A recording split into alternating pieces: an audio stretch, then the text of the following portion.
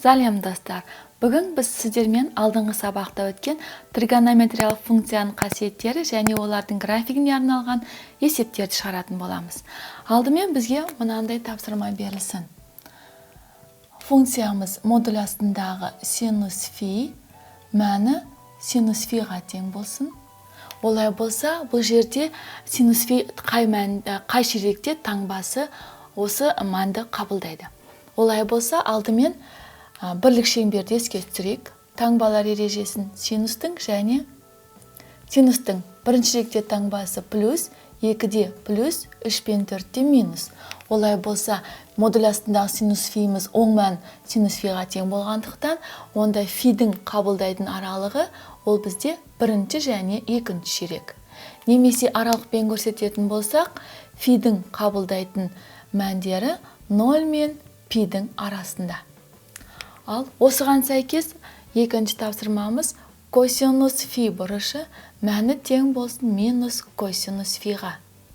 Олай болса, косинус функциясының таңбалар ережесін еске түсірейік. Синуста 1 мен 2-де плюс болса, косинуста 1 мен 4-те плюс, 3 пен 2-де минус. Олай болса, модулясындағы фи косинусымыз қандай мәнде косинус минус мәнді қабылдайды? Ол бізде 2-ші және 3-ші ширек. Олай болса, фидің қабылдайтын мәндері 2-ші және 3-ші ширек. Осыны аралық бойынша жазатын болсақ, фидің қабылдайтын мәндері пи бөлінген 2-ден бастап 3 пи бөлінген 2-ге дейін. Осы аралықта функция косинус фи бұрышындағы мәні теріс мәндерді қабылдайды. Екінші тапсырма. Берілген функцияның таңбасын анықтауымыз қажет. Функциямыздың түрі косинус 13 пи бөлінген 8 алынған косинус минус 2,125 пи. Осы функцияның таңбасын анықтауымыз керек. Алдымен жеке-жеке косинус 13 пи бөлінген 8-ді қарастырайық. Бұл жерде косинус 13 пи бөлінген 8-ді.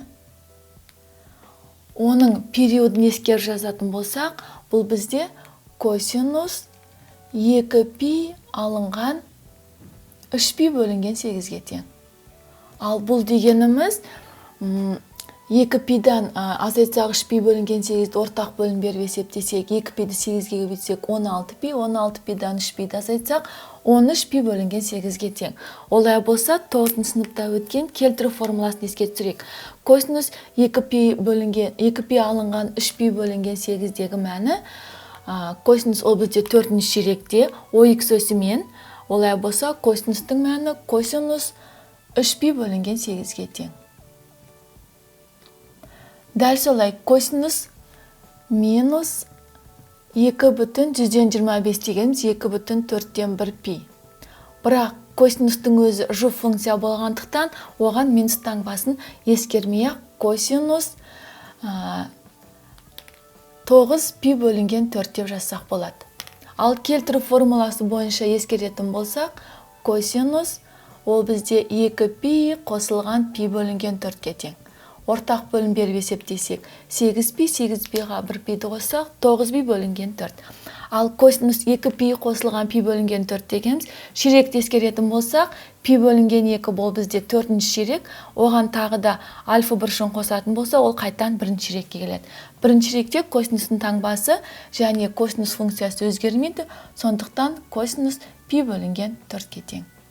Олай болса, енді берілген есептегі косинус 13 пи бөлінген 8-дің орнын біз косинус 3 пи бөлінген 8-бен алмастыра аламыз. 3 пи бөлінген 8. Азайтылған косинус минус 2,125 пиді біз косинус пи бөлінген 4-бен алмастыра аламыз. Пи бөлінген 4. Енді 3 пи бөлінген 8-іміз қанша градусқа тең екенін тауып алайық. Ол үшін пидің орнына 180-ді қоямыз және 8-ге бөлеміз. Сонда 180 мен 8 екеуі 1-ден 4-ке қысқарады. Мұнда 2 қалады. 4-ке қысқарса 45. 45-ті 3-ке көбейтіп 2-ке бөлетін болсақ, ол бізде 62,5 градусқа тең. Ал косинус пи бөлінген 4-тегі пидің орнына 180-ді қойып 4-ке бөлетін болсақ, оның мәні 45 градусқа тең. Олай болса, үлкен өлшемнен, яғни 62,5-тен 45 градус азайтатын болсақ, мәні 10 деген сөз. Олай болса, косинус 3 пи бөлінген 8 минус косинус пи бөлінген 2-нің мәні 0-ден үлкен 10 мәнді қабылдайды дегенді білдіреді. Келесі үшінші тапсырма бізде берілген функциялардың периодын табуға арналған болсын. Берілген функциямыз y-тен косинус 4х. Осы функцияның периодын анықтауымыз керек. Период бізде t арқымен белгіленеді. Алдымен y-тен косинус x функциясының периодын еске түсірсек, оны біз t1 деп белгілейік, оның периоды 2π-ға тең. Ал бізге косинус 4х функциясының периодын табу керек. Бұл жерде x-тің коэффициенті 4-ке тең, онда оның периоды тең болады. Косинустың өзінің мәнін бөлеміз. X-тің алдында тұрған коэффициент, ол бізде k деп белгілесек, k-ның мәні 4-ке тең. Олай болса, берілген функцияның периоды t тең 2π-ді бөлеміз 4-ке. Сонда 2 мен 4 қысқаратта берілген функцияның периоды π бөлінген 2-ке тең. Келесі осыған ұқсас тағы да мынандай бір есепті қарастырайық. Y-тең тангенс x бөлінген 2 болсын. Осы функцияның периодын табуымыз қажет. Бұл жерде де еске түсіретін формула тангенстің өзінің периоды. Оның өзінің периоды π-ға тең болатын. Ал формула бойынша салатын болсақ, бұл жердегі x-тің коэффициенті k-ның мәні 2-ден 1-ге тең. 2-ден 1-ге тең. Олай болса, берілген функцияның периоды π-ді бөлеміз 2-ден 1-ге.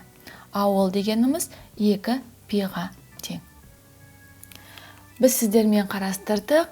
Y-тен синус x, Y-тен косинус x, Y-тен тангенс x, Y-тен котангенс x функцияларын қасиеттерін қолдана отырып есептер шығардық. Келесі сабақта осы есептерді тағы да жалғастыратын боламыз. Келесі кездескенше сау болыңдар.